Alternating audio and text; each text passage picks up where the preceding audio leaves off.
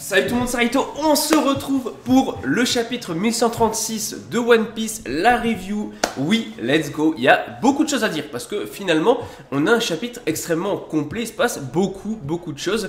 Donc n'hésitez pas bien sûr à liker la vidéo déjà si elle vous plaît tout simplement. Et surtout, abonnez-vous. Et surtout, abonnez-vous si vous aimez One Piece. On en parle ici à chaque chapitre. Et dites-moi en commentaire votre avis sur le chapitre. On commence la review. Donc déjà, le chapitre commence là où le précédent finalement s'est terminé. Avec Luffy, Ajroudine et même tout l'équipage qui sont en train de faire la fête, de manger de l'élan. Et en fait, justement, on nous explique que la plupart des humains en fait n'arrivent pas à ce niveau-là d'Elbaf. Parce qu'ils tombent en premier en fait sur le royaume des morts. Donc là où il y a Loki, etc. Enfin, ils tombent dans le rang inférieur, le niveau inférieur, et forcément, en fait, ils se barrent tous, ils ont tous peur de ça, en fait, ils font partie des rares humains à avoir atteint le niveau au-dessus, à voir le vrai Elbaf, parce que finalement, ce n'est pas le réel Elbaf, celui qui est le monde des morts. Donc voilà, ça je trouve ça intéressant, parce que finalement, on se rend compte qu'il n'y a pas tant d'humains, en tout cas, qui ont réussi à aller jusqu'ici. Et ça fait plaisir. D'ailleurs, ils vont également parler du fait que justement, il y a eu, ils vont parler du légendaire guerrier Oz, etc. Donc ça c'est très cool parce que finalement on a vu ce qui s'est passé réellement et t'as Usopp et il est en mode c'est moi qui l'ai vaincu et tout, et t'as tout le monde qui est en mode incroyable Captain Usopp. Non, j'ai bien aimé la scène et tout.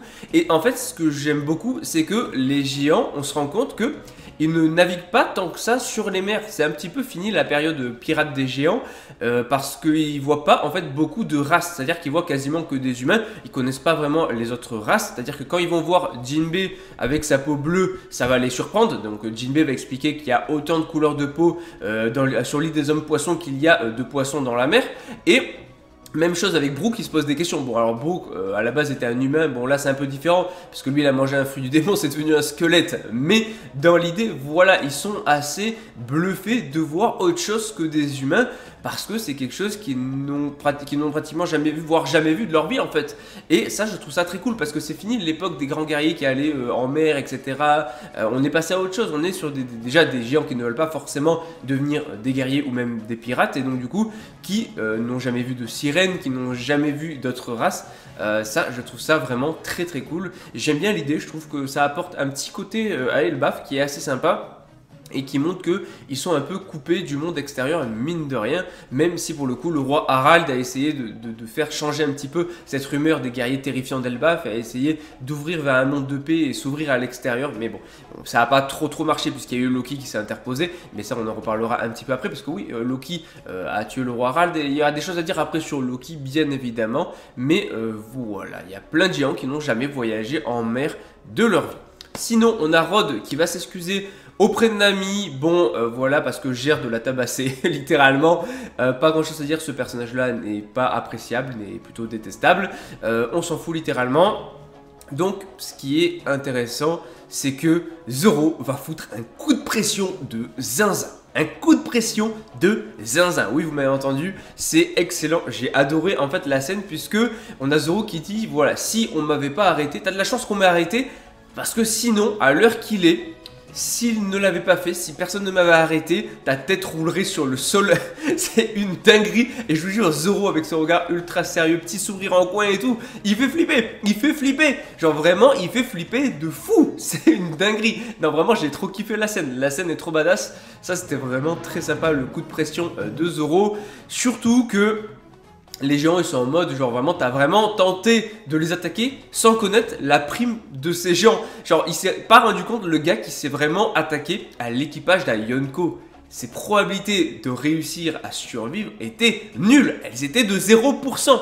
Rod c'est le mec le plus suicidaire de One Piece, littéralement. Non mais vraiment, ce mec, bon après on s'en fout, on va pas en reparler pendant 15 ans, le personnage est pas vraiment très intéressant. Mais il dit quand même une chose intéressante, c'est que tous les géants en fait partagent le même rêve. En fait, tout le monde veut devenir le prochain dieu soleil et diriger le monde. Alors là, il y a plusieurs en fait interprétations qui ont été faites, parce que dans la mythologie d'Elbaf, déjà le dieu soleil, le nom du dieu soleil apparaît souvent.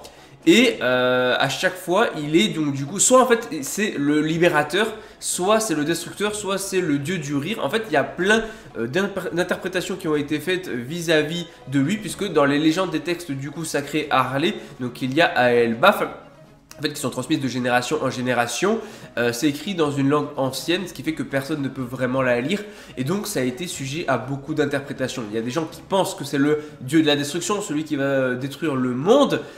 D'autres pensent que c'est le grand libérateur qui va sauver le monde. Il y en a qui pensent que c'est le dieu du rire, parce que dans la légende, il est décrit comme quelqu'un qui, justement, va rire beaucoup et va transmettre ce rire-là. En fait, il y a énormément d'interprétations qui peuvent être faites. Et les géants, eux, veulent devenir ce Nika-là.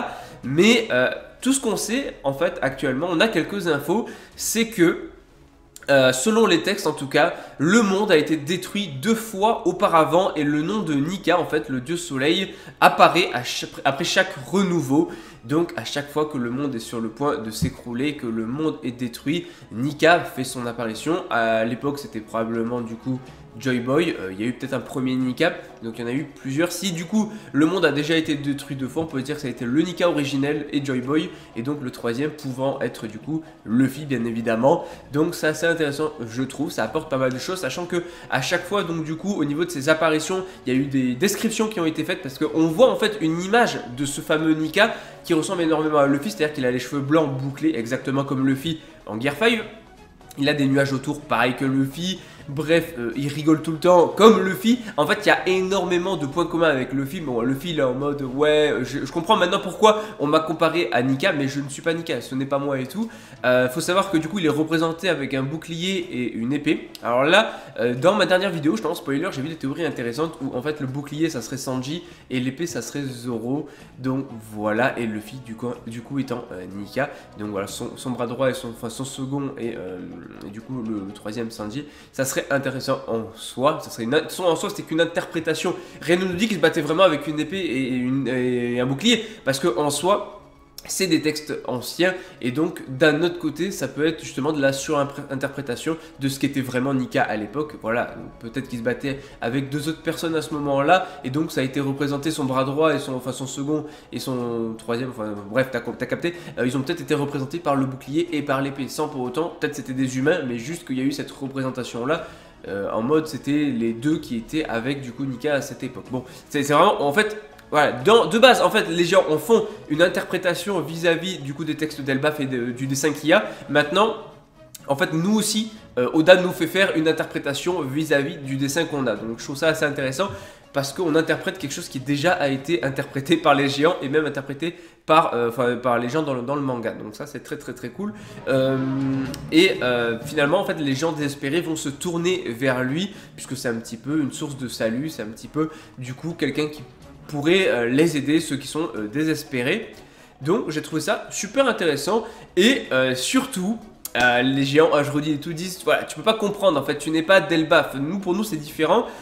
Bon, ça c'était très sympa. Et en fait on a justement, je crois que c'est Yarul qui va expliquer que Loki était pareil. En fait il pense en tout cas qu'il a tué Harald justement pour cette raison, pour devenir Nika, ce qui justifie absolument rien, on est d'accord.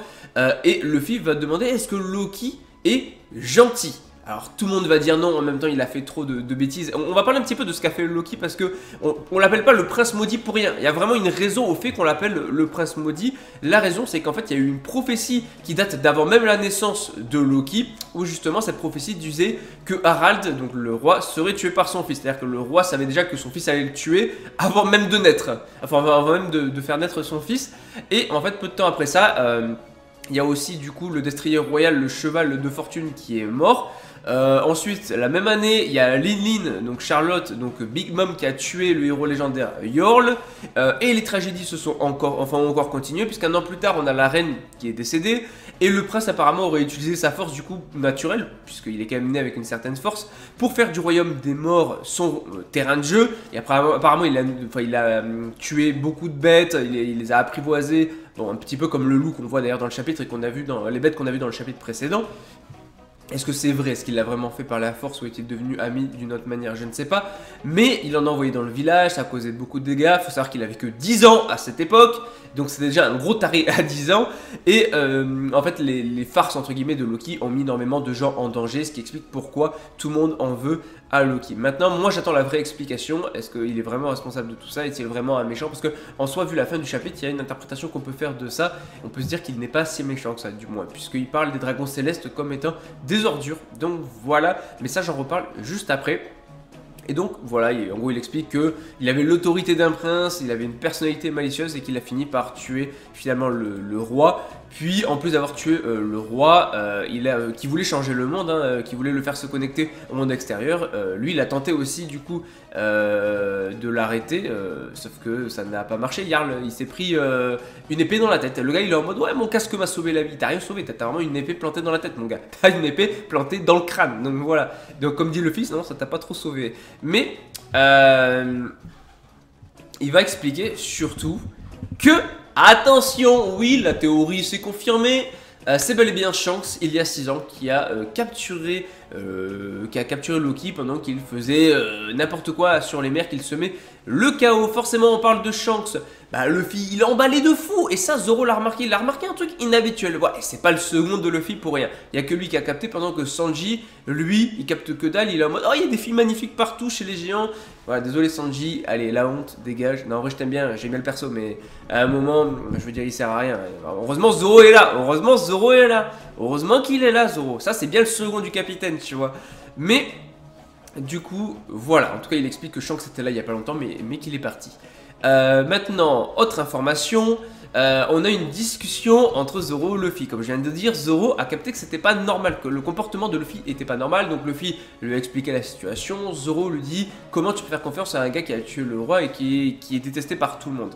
Après, faut pas non plus se fier que à la réputation. Encore une fois, je rappelle que si on se fiait qu'à la réputation, Zoro, on l'aurait pas pris dans l'équipage, hein, parce que la réputation de Zoro n'était pas si folle que ça. Le gars a failli être dégommé par la marine au début du manga. Donc, voilà, le démon Renoir Zoro, machin de soi. Non, donc en soi, faut pas se fier qu'à la réputation. Je pense que Zoro est bien placé pour le savoir. Et comme il le dit, justement, le mieux, c'est tout simplement de savoir s'il dit la vérité. Ils vont aller voir Luffy et Zoro. Et en fait, c'est simple. Si jamais, du coup, il dit la vérité, si ça semble correct, pourquoi pas. Par contre, si jamais il a menti, Zoro est prêt, ou s'il a l'air suspect, Zoro est prêt à le dégommer, à le découper, du moins si nécessaire. En tout cas, je trouve ça assez cool. Et maintenant, on verra si c'est vrai ou pas par rapport à Shanks. Est-ce qu'il a manipulé Luffy parce qu'il a vu que Luffy réagissait à Shanks? Je ne sais pas. Sauf que Nami a écouté la conversation. Et Nami, ben non, elle n'est pas là pour aider à libérer Loki parce qu'elle s'en fout de Loki et jamais elle va aller dans une embrouille pareille. Elle n'ira pas dans une embrouille où elle va se retrouver face à Loki. Par contre, il y a autre chose qui l'intéresse. Autre chose que Loki, c'est le trésor du château. Oui, Nami, la fameuse voleuse, est de retour. Ça fait un petit moment qu'elle n'avait pas volé. On la revoit avec des berries dans les yeux. Ça y est, voilà, elle est là pour la monnaie. Elle est là pour la YouTube money. Non, elle est là pour l'argent. Elle est là pour le trésor. Donc je trouve ça assez marrant. Donc du coup Zoro, Luffy et Nami qui partent avec du coup comme navigateur Rod qui se fait manipuler par Nami, hein. Petite remarque de Zeus que j'ai trouvé assez drôle qui dit que Zeus c'est l'esclave numéro 1, que Sanji c'est le numéro 2, donc il se considère numéro 1 dans l'ordre des esclaves de Nami. Et non, ça n'a aucun sens, mais en vrai j'avoue c'était assez marrant.